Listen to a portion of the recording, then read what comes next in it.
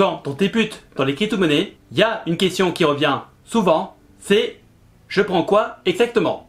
Il y a littéralement des billets de projets, des tendances qui vont et viennent, et il est très facile de s'éparpiller sans savoir vraiment où mettre son argent. Je vais te partager ma manière personnelle de composer un portefeuille crypto cohérent, diversifié et surtout réfléchi. Et ce ne sera pas un conseil financier. Ça sera juste une synthèse de ce que j'ai appris, testé et observé ces dernières années. Donc je t'invite à voir des vidéos de d'autres créateurs qui apportent le même sujet, car confronter plusieurs approches te permettra toujours d'affiner ta propre stratégie. Dans cette vidéo, on va parler de 5 points essentiels. D'abord, pourquoi il faut toujours avoir du Bitcoin et de l'Ethereum. Ensuite, on va parler de l'importance d'investir dans les crypto leaders dans leur secteur. Puis, les critères que j'utilise pour filtrer les projets vraiment fiables. Je vais notamment parler de certains secteurs que je n'investis pas personnellement, comme le gaming. Et à la fin de cette vidéo, je vais te proposer une solution alternative pour ceux qui préfèrent une approche plus facile. Parlons du Bitcoin et de l'Ethereum.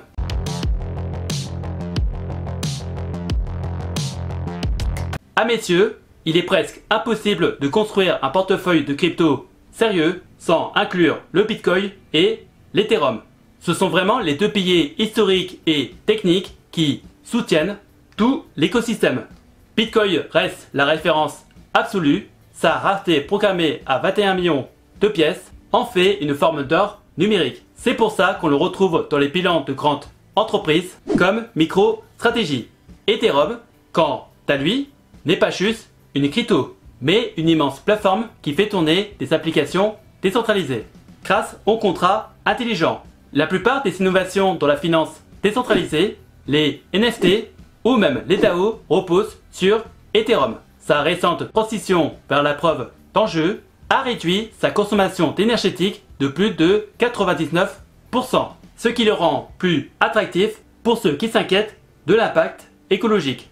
Ensemble, le Bitcoin et l'Ethereum apportent une stabilité et une profondeur technologique qui font d'eux un socle incontournable autour duquel on peut construire le reste de son portefeuille. Parlons de quelques crypto leaders dans leur secteur.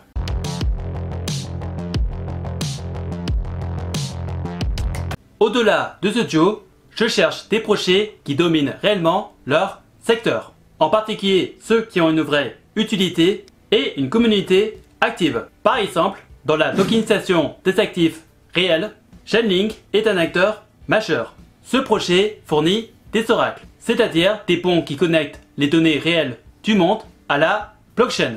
Ils sont utilisés par des dizaines de protocoles DeFi et même par des institutions comme Swift, ce qui montre une confiance importante. Pour l'intelligence artificielle appliquée à la blockchain, Fetch AI est très intéressant. Il combine blockchain et agents autonomes pour créer des systèmes intelligents décentralisés et a signé des partenariats avec Bosch, ce qui est un gage de sérieux et d'applications concrètes. Dans la finance décentralisée, AAV est un protocole de prêt très populaire, réputé pour sa transparence, ses audits réguliers et une gouvernance décentralisée bien active.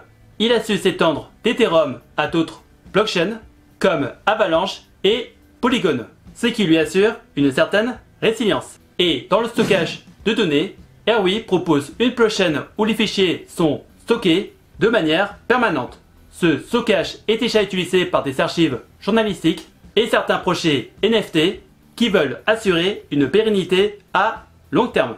Leur modèle économique est innovant car il repose sur un paiement unique pour un stockage illimité, ce qui est très différent des solutions cloud classiques. Voici les critères de base à regarder dans une crypto-monnaie.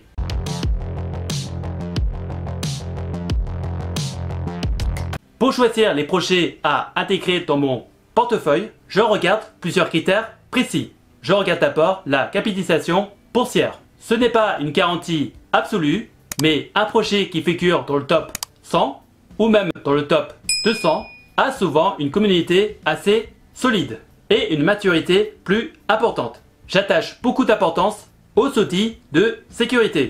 Un projet qui a été audité par des sociétés comme Certic ou Haken inspire beaucoup plus confiance, car cela limite les risques de faille ou de hack. Je prends aussi en compte la performance historique. Même si le passé ne garantit rien, un actif qui a su traverser plusieurs cycles baissiers et rebondir peut montrer que le projet est un minimum sérieux et solide. Ce qui est un peu le cas avec le Pitensor, qui a connu pas mal de cycles, mais qui se négocie finalement dans les 340 €. La crédibilité de l'équipe est aussi un point clé. J'aime voir des profils issus de grandes écoles comme l'UMIT ou des anciens de Google ou de startups blockchain reconnus. Et je regarde la communauté. Un projet qui génère du débat constructif et qui est actif sur des réseaux comme Discord ou Telegram avec une gouvernance participative a plus de chances de durer. Voici les crypto-monnaies qu'il faut éviter à intégrer dans sa portefeuille de crypto.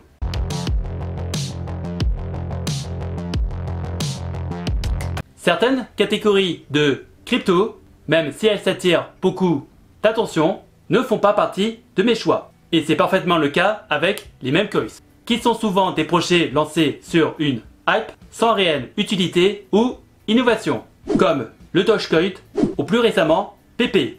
Ils peuvent connaître des pics de volatilité impressionnants, mais ils restent très risqués et peu fiables sur le long terme. J'évite notamment les crypto-monnaies liées aux jeux vidéo, car ce secteur est hyper concurrentiel. Beaucoup de projets blockchain gaming émergent, mais peu parviennent à construire une base stable et engagée de joueurs. Même les poids lourds comme The Decentraland ou The Sandbox ont vu leur activité diminuer depuis la bulle NFT de 2021-2022. J'évite également d'investir dans des projets avec un white paper flou, car c'est souvent le signe d'un risque élevé. Les exemples comme le Terra Luna ont montré à quel point un marketing agressif peut masquer des failles graves. Voici une alternative pour choisir des crypto-monnaies sans se casser la tête.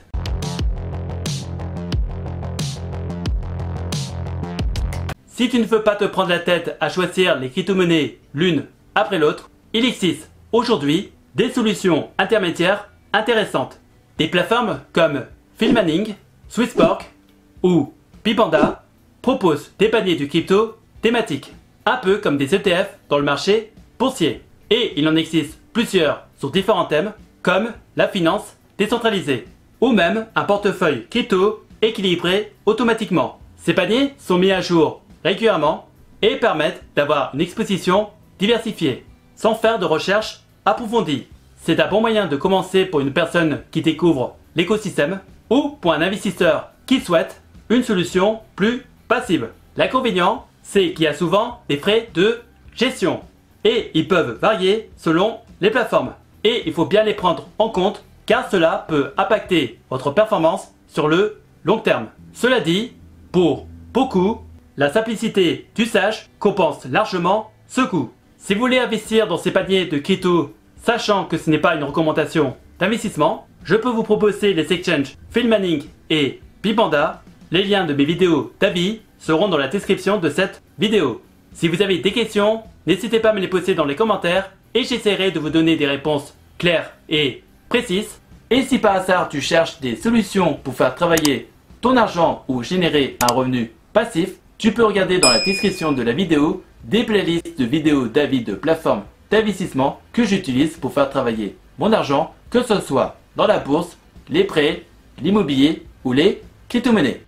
En attendant la prochaine vidéo, je vous laisse avec deux autres vidéos qui s'affichent actuellement sur l'écran. Prenez soin de vous, faites de bonnes recherches et je vous souhaite un bon investissement. À la prochaine!